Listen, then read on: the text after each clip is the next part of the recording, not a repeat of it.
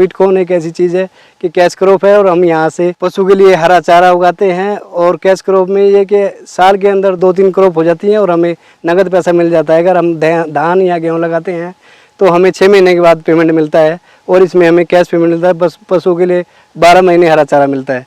जब से हमारे गाँव में अब जब हम 4-6 लोग मक्का उगाते थे, अब पूरा गाँव मक्का उगाता है और पूरा गाँव खुशहाल है और बड़े अच्छे से जो है रहन सहन है। और पशु भी हमारे स्वस्थ हो गए हैं हरा चारा खा के और हम तो स्वस्थ हो गए हैं।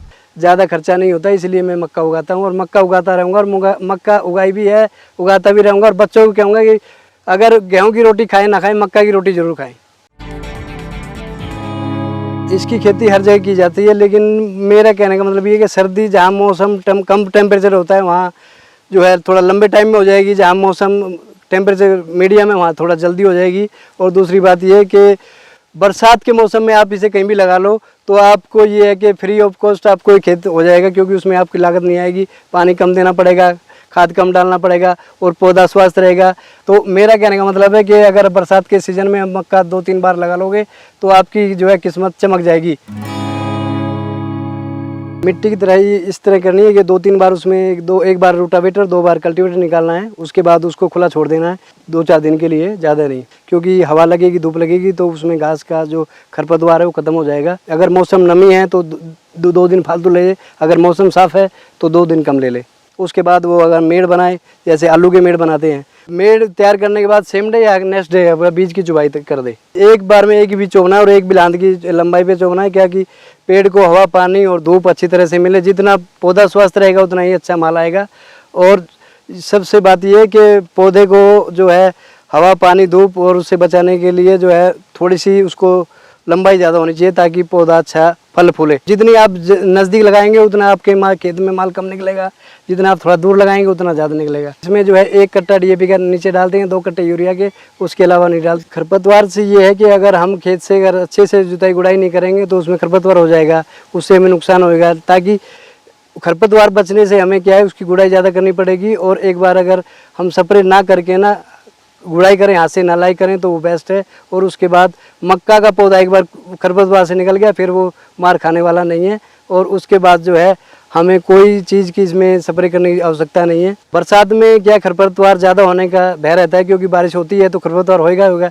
तो उस समय हम इसका क्या 1 गुड़ाई की बजाय 2 गुड़ाई कर देते हैं या 2,4-D का स्प्रे कर देते हैं। सर्दी में तो 4 पानी 6 पानी लगते हैं और गर्मी में 1 पानी फालतू लगता है, क्योंकि गर्मी में ज़्यादा गर्मी होने से जो खेत सूख जाता है और जो है सर्दी में नमी बनी रहती है तो 2 पानी कम आते हैं। लेकिन बात यह है कि गर्मी में 2 पानी फालतू लगते हैं, सर्दी में 2 पानी कम लगते हैं।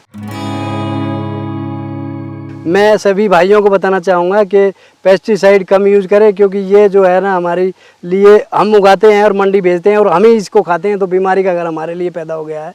और कम से कम पेस्टिसाइड डालें। और इसमें मक्का में तो डालने की आवश्यकता पड़ती नहीं, क्योंकि जो आप बैंगन लगाते हैं, बैंगन में आप देख लिए कि 100% आप यूरिया के कितना डालते हैं, कितना DAP डालते हैं, कितना स्प्रे करते हैं, तो ये बीमारी का घर है। लेकिन ये मेरा अपना दावा है, अगर आप मक्का खाएंगे तो स्वस्थ रह पाएंगे। मैं ये लिख के दे सकता हूँ आपको।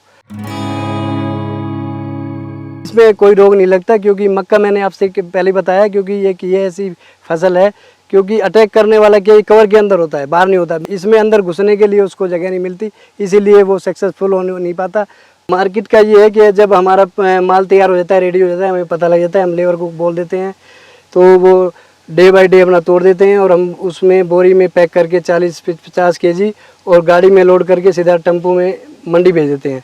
और वो मंडी से आड़ती अपना उतार के अपना भेज देता है, हमें कोई प्रॉब्लम नहीं है। मुनाफा ये है कि बाज़ार का ये है कि आज 2,000 रुपये की बोरी है, कल 1,500 की बोरी है।